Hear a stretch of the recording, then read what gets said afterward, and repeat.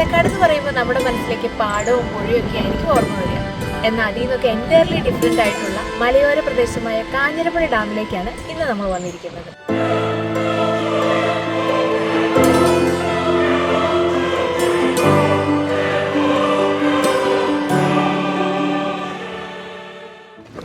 പാലക്കാടിന്റെ പച്ചപ്പിന് നടുവിൽ മലനിരകളാൽ ചുറ്റപ്പെട്ട ഒരു മനോഹരമായ ഇടം കാഞ്ഞിരപ്പുഴ ഡാം. നമ്മുടെ കാഞ്ഞിരപ്പുഴ ഡാമിലേക്ക് പാലക്കാട് നിന്ന് 41 കിലോമീറ്ററും മണ്ണാർക്കാട് നിന്നാണെങ്കിൽ 13 കിലോമീറ്ററുമാണുള്ളത്. ഇതാണ് എൻട്രൻസ് ആയി വരുന്നത്. വന്നു കയറുന്ന ഈ ഭാഗത്ത് തന്നെ നല്ലൊരു സെൽഫി പോയിന്റ് ക്രമീകരിച്ചിരിക്കുന്നത് കാണാം. ഇവിടെ ഇടത് സൈഡിലായിട്ടാണ് 4 വീലർ വാഹനങ്ങൾക്കുള്ള പാർക്കിംഗ് സൗകര്യം ഒരുക്കിയിരിക്കുന്നത്. ഇതിന് നേരെ ഓപ്പോസിറ്റ് ആയിട്ടാണ് 2 വീലേഴ്സിനുള്ള പാർക്കിംഗ്. ഇതുകൂടാതെ ഇലക്ട്രിക് വാഹനങ്ങൾക്കുള്ള EV ചാർജ് പോയിന്റും ഇവിടെ അവൈലബിൾ ആണ്.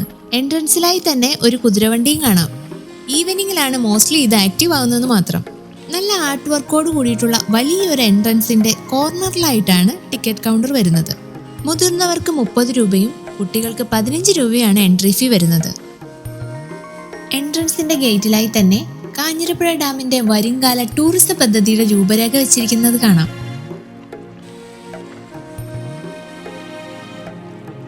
എൻട്രൻസിനകത്തേക്ക് കയറുമ്പോൾ തന്നെ നടക്കാൻ ബുദ്ധിമുട്ടുള്ളവർക്കുള്ള വീൽ ചെയർ സൗകര്യം ഒരുക്കിയിരിക്കുന്നത് കാണാം. എൻട്രൻസിനോട് ചേർന്ന് തന്നെ വനശ്രീയുടെ ഒരു ഇക്കോ ഷോപ്പ് കാണാം. ഈ ഇക്കോ ഷോപ്പിൽ ലഭ്യമായ ഐറ്റംസിന്റെ ലിസ്റ്റ് ആണ് ഈ ബോർഡിൽ കൊടുത്തിരിക്കുന്നത്. ഇക്കോ ഷോപ്പിനോട് ചേർന്ന് തന്നെ ഫീഡിംഗ് മദേഴ്സിനുള്ള ഫീഡിംഗ് റൂമും കാണാം. എൻട്രൻസിന് നേരെ മുന്നോട്ട് പോയി കഴിയുമ്പോൾ തലയെടുപ്പോടു കൂടി നിൽക്കുന്ന മനോഹരമായ ഒരു ആനയുടെ ശില്പം കാണാം. കേരളത്തിലെ ആനപ്രേമികളുടെ പ്രിയങ്കരനായിരുന്ന കോങ്ങാട് കുട്ടിശങ്കരന്റെ പൂർണ്ണകായ പ്രതിമയാണിത്.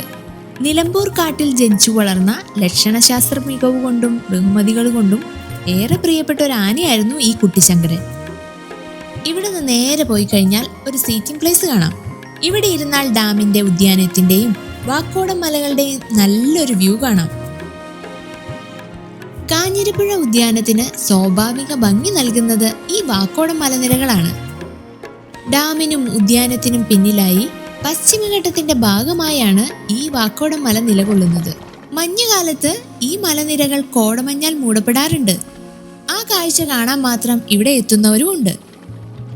ഇവിടുത്തെ കാഴ്ചകൾക്ക് ശേഷം നേരെ നമ്മൾ ഗാർഡനിലേക്കാണ് പോകുന്നത്. ഏകദേശം 8 ഏക്കറോളം വ്യാപിച്ചു കിടക്കുന്ന അതിമനോഹരമായ ഉദ്യാനമാണിത്. ഈ ഉദ്യാനത്തിന്റെ കോർണറിൽ കുട്ടികൾക്കായി വലിയ ഒരു പാർക്ക് തന്നെ ക്രമീകരിച്ചിട്ടുണ്ട്. അതിൽ നിരവധി കളിക്കോപ്പുകൾ, റൈഡുകൾ, ബാറ്ററി കാറുകൾ, മിനി സൈക്കിളുകൾ എന്നങ്ങനെ ഒട്ടനവധി ആക്ടിവിറ്റീസുകൾ കുട്ടികൾക്കായി ഒരുക്കിയിട്ടുണ്ട്.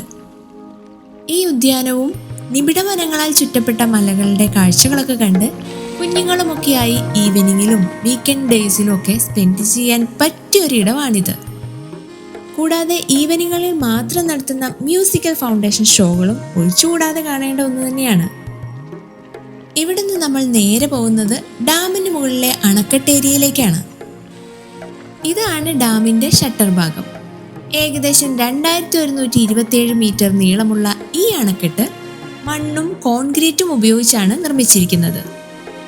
ഈ കാണുന്ന കല്ല് പാകിയ വഴിയിലൂടെ നമുക്ക് മുകളിലേക്ക് കയറാവുന്നതാണ്. കുറച്ചു ദൂരം നടന്നെത്തുമ്പോഴുള്ള ചുറ്റുമുള്ള കാഴ്ചയാണിത്. അങ്ങനെ നമ്മൾ ഡാമിന്റെ മുകളിലേക്ക് എത്തി. ഇതാണ് ഡാമിന്റെ മുകളിൽ നിന്നുള്ള വ്യൂ. 1961 നിർമ്മാണം ആരംഭിച്ച ഈ ഡാം 1980 കമ്മീഷൻ ചെയ്തത്. 30.78 മീറ്റർ ഉയരമുള്ള ഈ അണക്കെട്ടിന് 97.53 മീറ്റർ ആണ് പരമാവധി ജലനിരപ്പ്. Maximum storage approximately 70.83 million cubic metre ആണ്. ഡാമിന് മുകളിൽ നിന്ന് 30 മീറ്റർ താഴേക്ക് നോക്കുമ്പോഴുള്ള കാഴ്ചയാണിത്. പ്രകൃതിയും മനുഷ്യനിർമ്മിത ഉദ്യാനവും കൈകോർക്കുന്ന ഒരു ഏരിയൽ വ്യൂ തന്നെ കാണാം. ഈ ഡാമിന്റെ ഒരു പ്രത്യേകത എന്ന് പറഞ്ഞാൽ ചുറ്റും മലകളുടെ ഒത്ത നടുവിലാണ് ഈ ഡാം. ഇതിന്റെ ഓരോ വ്യൂവിൽ നിന്ന് കാണുമ്പോഴും പ്രത്യേക ഭംഗി തന്നെയാണ്.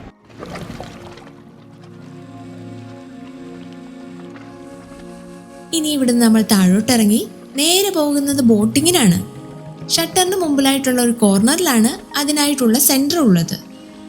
കാഞ്ഞിരപ്പുഴയിൽ എത്തുന്ന സന്ദർശകരിൽ ഏറ്റവും പ്രിയപ്പെട്ട ഒന്നാണ് ഇവിടുത്തെ ബോട്ടിംഗ്. 3 മണിക്ക് ശേഷമാണ് ഇവിടെ ഓപ്പൺ ആവുന്നത്. 250 രൂപയാണ് ടിക്കറ്റ് പ്രൈസ് വരുന്നത്.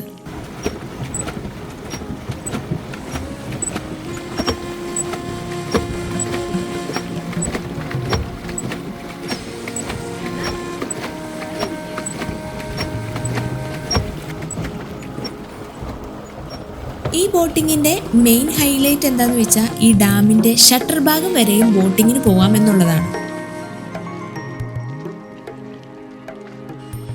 പ്രധാനമായും പെഡൽ ബോട്ടുകളും റോ ബോട്ടുകളുമാണ് ഇവിടെ ഉള്ളത്.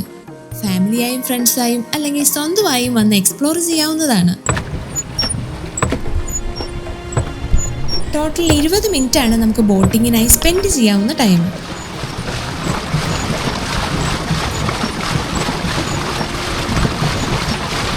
മഴക്കാലത്ത് ഷട്ടർ തുറക്കുമ്പോഴും അതല്ലെങ്കിൽ കാറ്റ് കൂടുതലുള്ളപ്പോഴും സുരക്ഷാ കാരണത്താൽ ബോട്ടിംഗ് താൽക്കാലികമായി നിർത്തിവെക്കാറുണ്ട്.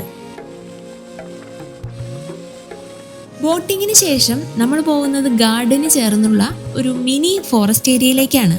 വലിയ വൃക്ഷങ്ങളാൽ ആകാശം മറച്ചു നിൽക്കുന്ന ഈ ഒരു തണൽ മരങ്ങൾ കപ്പിൾസിന്റെയും ലവേഴ്സിന്റെയും ഇഷ്ട സ്പോട്ടാണ്.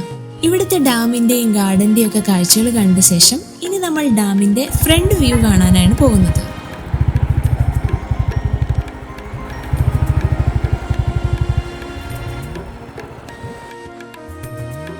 ഇതാണ് ആ സ്ഥലം. മഴക്കാലത്ത് 3 ഷട്ടറുകളും ഒരുമിച്ചുയർത്തുന്ന മനോഹരമായ കാഴ്ച കാണാൻ ഒരുപാട് പേര് ഇവിടെ എത്താറുണ്ട്. ഈ കാണുന്ന ചെക്ക് ഡാമിലാണ് നമ്മൾ ബോട്ടിംഗ് ചെയ്തത്. ഇവിടെ നിന്നാൽ തന്നെ ബോട്ടിങ്ങിന്റെ സെന്ററും കാണാം.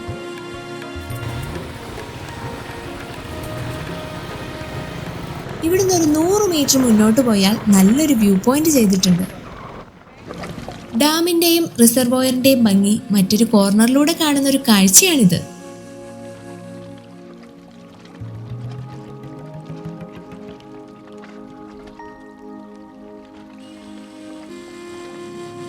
ഈ വ്യൂ പോയിന്റിന് പുറകിലായിട്ടാണ് ഡാം പള്ളി എന്നറിയപ്പെടുന്ന സെന്റ് ജോസഫ് ചർച്ച് ഉള്ളത്.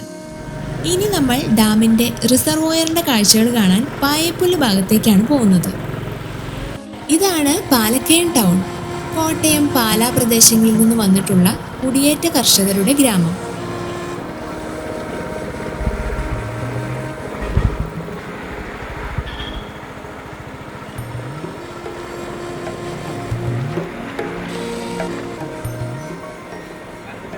ഇതാണ് ഇവിടുത്തെ പാലക്കയം സെന്റ് മേരീസ് ചർച്ച്. ഇവിടുന്ന് ലെഫ്റ്റ് തിരിഞ്ഞ് താഴോട്ടുള്ള വഴിയെ വേണം നമുക്ക് പോവാൻ.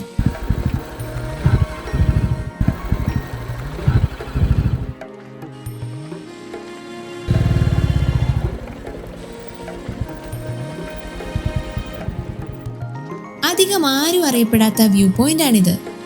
ഒരു സൈഡിൽ റബ്ബർ തോട്ടങ്ങളും പൈൻമരവും ആണെങ്കിൽ മറുവശത്ത് ഐലൻഡ് പോലെ വ്യാപിച്ചു കിടക്കുന്ന റിസർവോയർ ഏരിയയുടെ കാണേണ്ട കാഴ്ചയാണ്. റിസർവോയർ ഏരിയയുടെ മറുവശത്തുള്ള ഇരുമ്പായ്ച്ചോല എന്ന സ്ഥലത്തിനോട് സാമ്യം തോന്നിപ്പിക്കുന്ന ഒരു ഏരിയ കൂടിയാണിത്. വേനൽക്കാലത്ത് റിസർവോയറിൽ വെള്ളം കുറയുമ്പോൾ ഡാമിനെ ബാക്ക്ഗ്രൗണ്ടിലാക്കി ഫോട്ടോസും വീഡിയോസും എടുക്കാൻ പറ്റിയ അടിപൊളി സ്പോട്ടാണിത്. അങ്ങനെ നമ്മുടെ കാഞ്ഞിരപ്പുഴ ഡാമിന്റെ വിശേഷങ്ങൾ എല്ലാവർക്കും ഇഷ്ടമായെന്ന് കരുതുന്നു. വീണ്ടും മറ്റൊരു വീഡിയോയുമായി കണ്ടുമുട്ടാം.